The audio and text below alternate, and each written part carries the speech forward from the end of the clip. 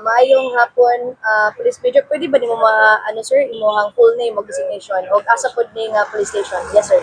Ma'am, Police Major Jason Ranieses Felisilda, Stacom PS10 sa nabutang sa Kugman. So area of responsibility nato ning Tablon. Purokdos Tablon kung sa asa nahitabo ang maong shooting incident. Okay. Sir, ato lang karoon, kumpirmado ba gid ni sir no ang kining suspetsado sa nahitabong shooting incident karon is mao kini ang former nato nga Stockholm Diaz sa Tugman Police Station. So sir, unsa pod ang tigo o ang hinungdan sa mao kaniyang pagpusit kay ato mga nasuta mao kini ang hinungdan sa mao nga giawayan ang yuta. Yes, sa klaro pa nga mga impormasyon o dugang nini. Yes, Police Major. Ma'am, daghan may nakakita nga si retired Police Major Akot gyud ang maong suspect, no? Okay.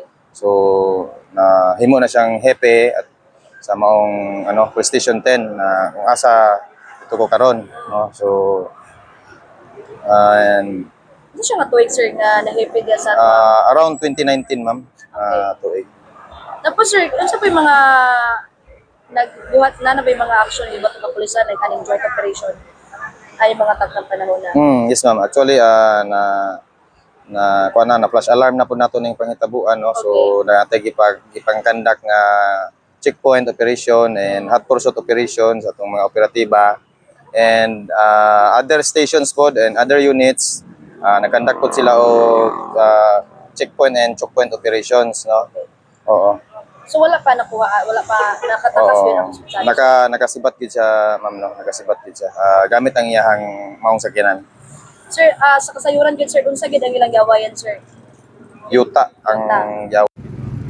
Kasi mga possible nga mga kaso ato ipahang sa maong suspetsado sir. Ano yung Kaning kamutan nga murder gid atong mapasakan. Hindi na lang gid po ni sa result sa autopsy dito mo kita mubasi ani kung kaya ba nga masaka na to itong murder. Okay. Sir, mayong nga po sir. Sir, pila ka kuan gid sir? Buto ang nakuan sir. Ang nadunggan nga buto sir is 4 ka buto. Oo. Maka initial ta diha nga naman tayo nakita gid po nga 4 ka fired cartridge. Then sa maong igo ay una na initial na to is duwa sa abdomen na area. So ang iyang patal katong sa abdomen sir o ang namoy Posible gyapon sir nga naay kuan sa ulo. Sa ulo. Posible di pa gid nato na masigurado unless nga ma-declare na si Soko. Sir, ang gigamit nga po sir, rehistrado o Sa wala man nato nakuha ang armas no, pero sa mga fire cartridges makita gyud nato nga kuan 9mm ang fire cartridges nga nadiya sa incident. I-reconfirm lang nako sir, ang iyahang pangalan sa biktima na to sir, si Eliezer Akot sir. Ang biktima si Henry sir. Ang suspect sir, Eddie. Akot. So yan man ang magulang daw. magulang sir, manghod si former kato si kaning happy na. Okay. So ato lang karon sir pila gito mga natamo nga bala sir upat. Duha sa abdomen. Ang ni buto. Ang upad. So duha sa abdomen, ang duha sir asa. Dili pa nato ma-identify Okay. ang uban. Okay. Si right person gyud na si Soko. Mga initial lang nga tuwa. What unsa gid oras sir? Nahitabo. Reported na siya sir no 11:41 AM kanina. Na kuan sir dawat ninyo ang Kana right akto gyud akto. Kanang pangatabo. Dawat na to dito. Kay daghan may nakakita lagi pod. Oo, actually mga sa balay gid sir sa gawas. Sa gawas sa balay sa suspect. So wala ba yung sir na mga silingan na pa dani? Na mga nakadungog sa buto. No. Nagid pa nakita nga Sulod sa balay. dili sa gawas. Gawas na. Okay.